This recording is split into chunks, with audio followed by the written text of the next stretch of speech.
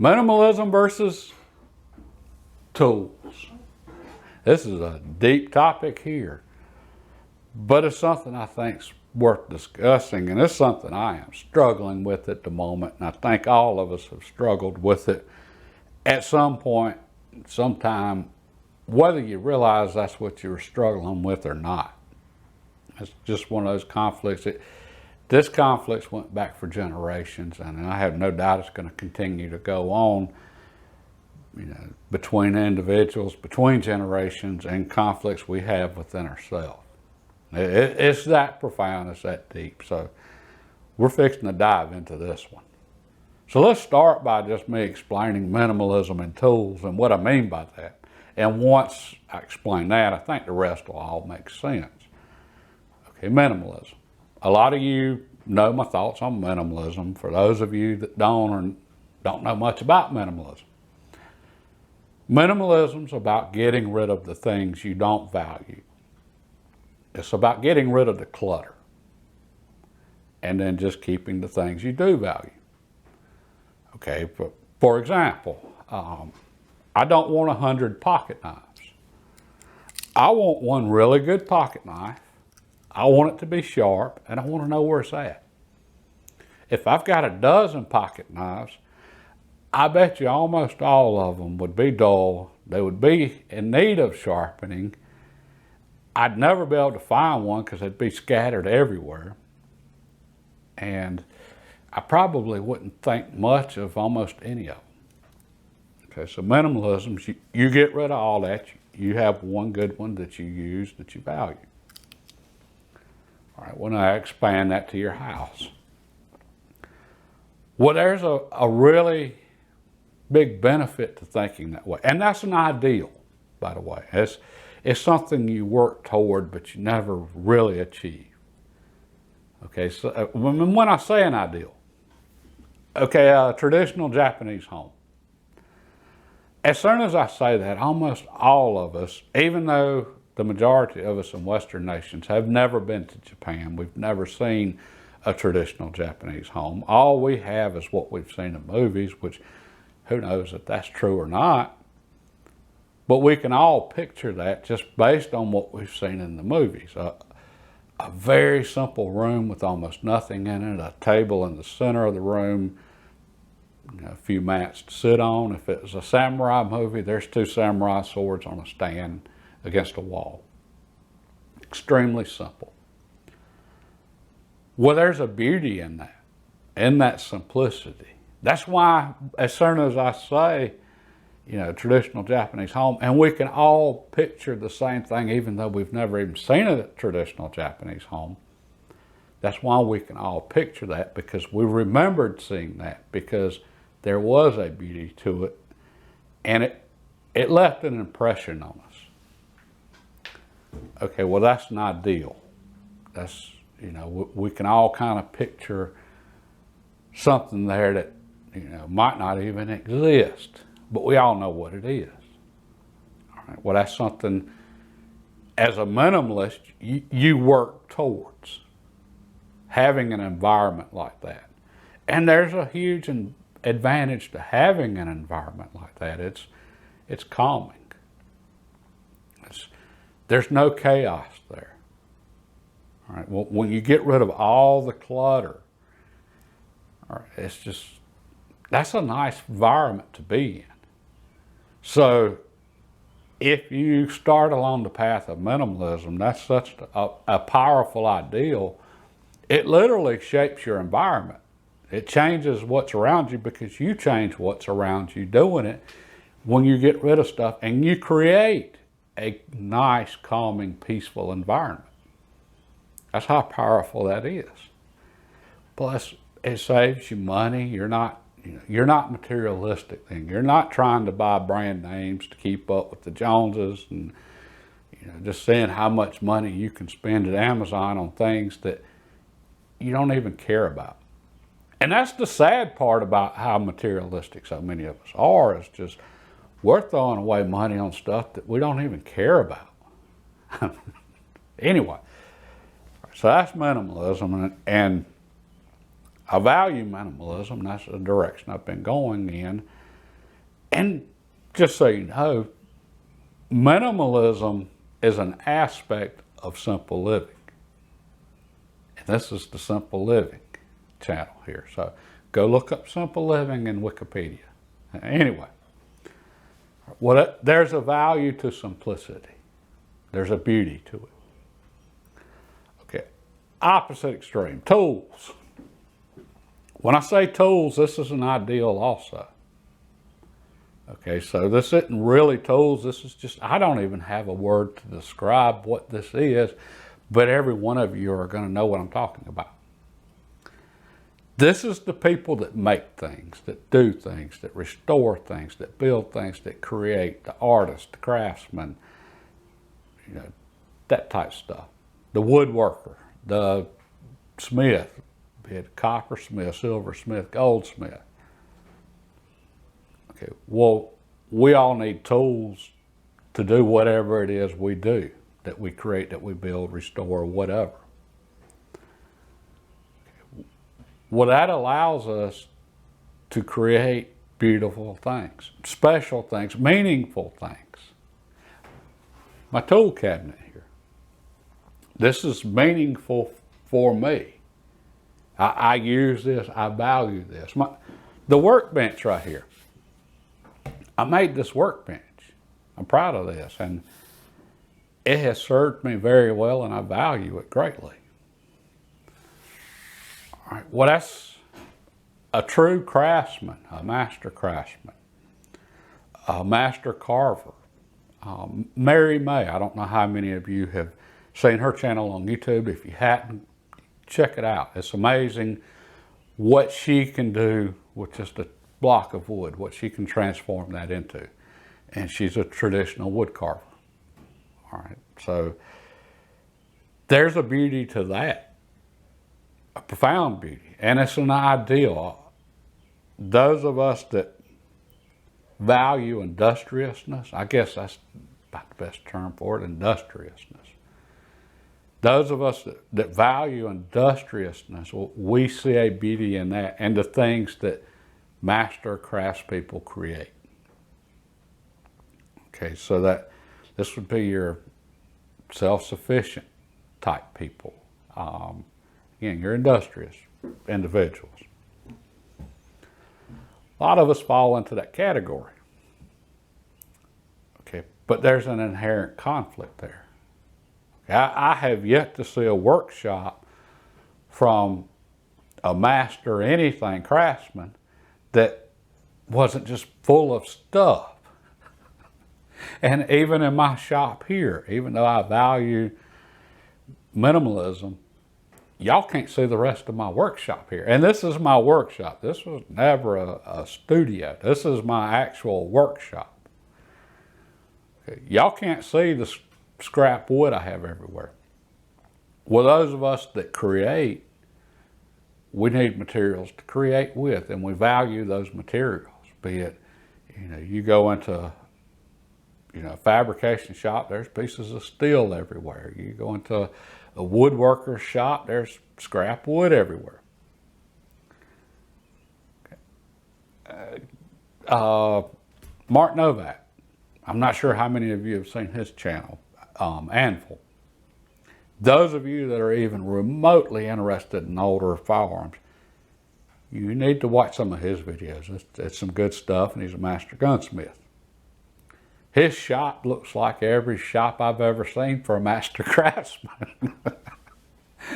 Be it a woodworker, carver, whoever. It's a mess. Kind of looks like the rest of my shop. And yeah, well, there's a reason I don't show the rest of my shop. We'll just say it's not ready for prime time. But anyway, there's a conflict there between those two ideals. That, for me, that's an ideal with the master craftsman. That's something to aspire to. And minimalism, okay? Are you starting to understand the conflict now? Okay, and I think this is the root of the conflict.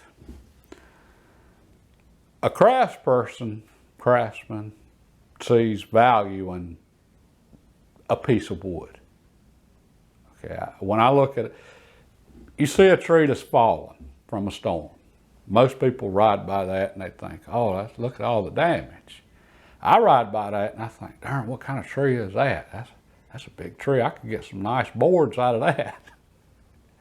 What a scraps of wood around the shop. I see value in all of those scraps. I see the potential value. And there's a monetary value there as well. It would cost money. Okay, but I look at this little sanding block that I created just from a piece of scrap that was laying around that I used on the stocks. And this could be anything I want it to be, therefore it has potential value. Well, that's how a craftsman sees things, an artist and so forth. They see the potential value in stuff. Okay, so you've got minimalism, which is get rid of everything that doesn't have value, but then you've got a craftsperson that they see value in everything, or potential value. Therein lies the conflict.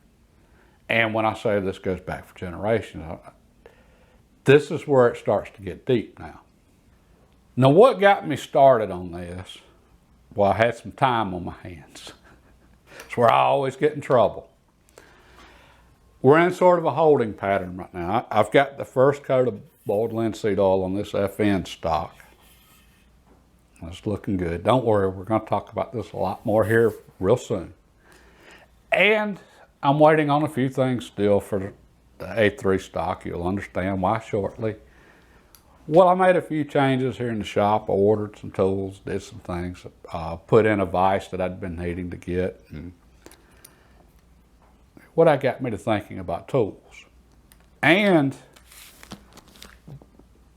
while I'm sort of in a holding pattern, I was doing some research. The Modern Gunsmith. I started reading this. And it was written by James V. Howe in 1934, Master Gunsmith. And for those of you that don't recognize the name James V. Howe, you might recognize the company he was a part of. He's the one that put the Howe in Griffin and Howe. Yeah, he was a master craftsman. Well, as soon as I started reading this book, I hit upon one passage that it really hit home with me. So let me read that real quick and you'll understand what I'm talking about.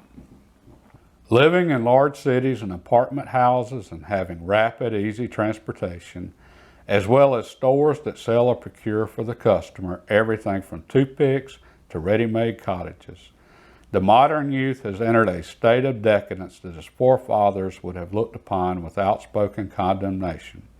The object of one's desires is handed to him without the slightest effort on his part, complete and even delivered. Wants that 60 years ago would have meant labor and self-denial are now supplied without turning one's hand, and the result is a regrettable decline in knowledge of the simplest tools. This may mean more to the human race than one would care to acknowledge, for the best definition of man is that he is the tool-using animal. In the large cities today, it is very rare to encounter a person who can use the simple hand tools. Where this loss of skill finds its saddest expression is in the management of our hobbies. The one thing in life with an appeal strong enough to lend encouragement in the battle of existence is missing. Unoccupied time becomes poisonous and injurious to home and happiness. That's some pretty deep stuff there. And this struck home with me because I had just ordered some tools, and in the very next chapter, he went into detail about making tools. Okay, that's a lot going on there. So how far do we go in making tools? I mean, I think the highest mark of a craftsman, and this is what separates a master craftsman from, just somebody like myself out in their shop. A master craftsman, they have mastery of not only their craft, but the tools of the craft. They can make their own tools. way back when, a master gunsmith had to be able to make the entire rifle, lock, stock, and barrel, from nothing. Well, they had to be able to make their tools also. And that's what James V. Howe gets into in here is making tools. Well, and this is the part that minimalism and tools, a connection between them. The tools he talked about making weren't just hokey, homemade, DIY, PVC, cheap, disposable junk. He was a master craftsman. The tools he talked about making were tools better than anything you can buy. A lot of the tools he made and mentioned in here, he made them because you couldn't buy them. Okay, there's a quality to that almost all of us can appreciate. He went into detail just explaining how to make screwdrivers, quality screwdrivers. Quality enough that I was ready to make a set of those screwdrivers. They were impressive. The simple, humble screwdriver. Okay, well, minimalism, you have an appreciation for quality in it also. And so there is that link there. But that's about where it ends as far as, you know, the connection between the two. After that, it's conflict. A lot of the tools he talked about making were made with, you know, disposable items, worn out drill bits and things like that. Well, that's when it hit me. He wrote this in the 1930s, 1934. This was during the Depression. Okay, people didn't throw things away then. They kept everything. Okay, well, me being a part of Generation X, we were made very aware growing up how lucky we were as part of Generation X, because it was pointed out to us that the reason our grandparents and great-grandparents tended to keep absolutely everything is because they grew up during the Great Depression. They grew up when you didn't throw anything away. You kept it all. Okay, well, this is where that whole, how it was explained to us was just completely wrong. Okay, we were told that they kept it all because they grew up in a time of when they lacked material goods. Okay, so a time of when they were deprived of things. That made them want to keep everything. That's not what it was. That's not why they kept everything. Because they lacked so much, because they lacked money, they were very industrious, that generation. They were craftspeople. They were creators. They were makers. They were doers. They didn't keep all of that stuff because they grew up without. They kept all of that stuff because them being craftspeople, they saw the value of what it could be. Okay, that was what the baby boomers missed. Okay, that was what was lost between the greatest generation and the baby boomers. And that's, you know, I say, you know, I'm generalizing here. There's exceptions and everything, but that's what so many of the baby boomers missed. Okay, the baby boomers weren't craftspeople, so many of them. Okay, so they didn't see the value of those things. Therefore, they never understood why their parents and grandparents kept every little scrap. Grandma kept all the fabric from whatever, because when Grandma was young, she made dresses from that. So she saw that material and she's, okay, that'll make a pretty dress. That'll make nice drapes. She saw the potential of what that could be. Therefore, she saw the value in it. Okay, Grandpa, when he kept all those nuts and bolts and, you know, put them in the coffee can over in the corner of the shop. Well, he knew someday working on stuff, you know, he was going to need that nut and bolt for something. And it was going to come in really handy, and he may or may not be able to find that specific nut and bolt in the store. Okay. Again, well, those in that generation, they were industrious because of the times. All right. That's what allowed them to see the value in things. That's why they kept everything. After I did the video, Minimalism for Gun People, I had a pretty interesting conversation with someone, younger person, that they really appreciated minimalism, as many of us do. There's a value to it. But they had never thought about the conflict that arises for an industrious person. Okay, so self-sufficient person, a person, you know, that works on things and does things. We need tools, we need materials, we need stuff. Okay, well, that individual, they didn't work on things. They weren't a crafts person. So many in cities today aren't. And it's funny how true that rang, what James V. Howell wrote all those years ago about city people. Okay, well, what hit home with me when I read that was he was describing me. Again, I was just struggling with, you know, organizing my shop, buying new tools, that type of thing, when he's talking about making them. Okay, so we're all going in that direction. We're all, you know, having things just delivered to us without lifting a finger other than to hit, you know, confirm order. So yeah, that's some deep, profound stuff there. I don't know how you balance the two. Maybe you never do. I don't know, but that's something I am contemplating right now. And it's good to think about things like that from time to time, because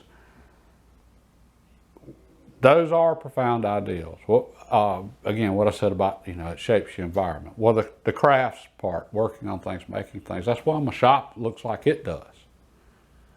Okay, the things I made, that's why this has the feel it does in this environment. Okay, well, again, same for minimalism. That changes your environment if you're trying to achieve that ideal, going in that direction.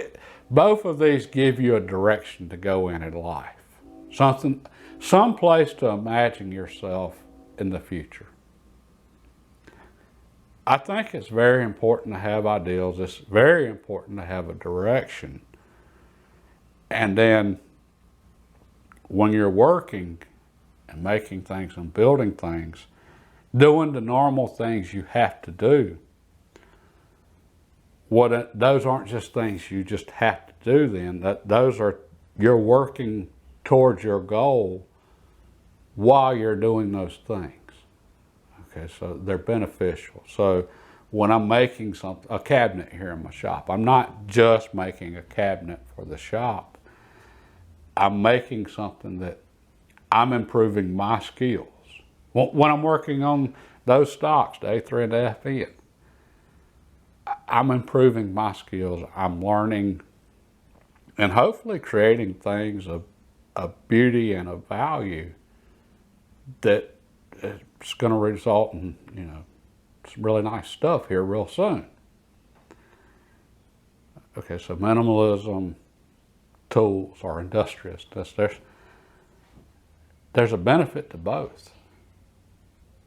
And how you find that balance, hey, I don't know. But anyway, I wanted to share that with y'all just because I think that's something to be aware of, especially for you people that like working on stuff and making stuff. Maybe you have an answer to it that I hadn't figured out yet, but anyway, just wanted to share that. So I'm fixing to get back to work as far as here in the shop, do a few projects, and then here real soon, y'all going to see how those stocks turned out. So, hey, if you want to see how that, you know, what we end up with on those, just make sure you've hit the subscribe button and notification bell, and hey, give the video a thumbs up, and God bless, and have a good day.